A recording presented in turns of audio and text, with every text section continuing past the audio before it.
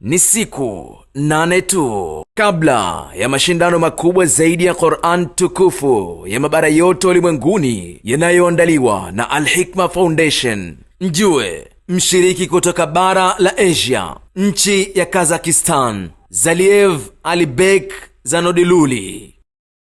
Qur'an ni ncha kwa ncha, bega kwa bega, mkono kwa mkono, mguu kwa mguu, hadi kwa Mkapa. Mashindano haya yapo chini ya udhamini mkuu wa benki ya PBZ Ikhlas.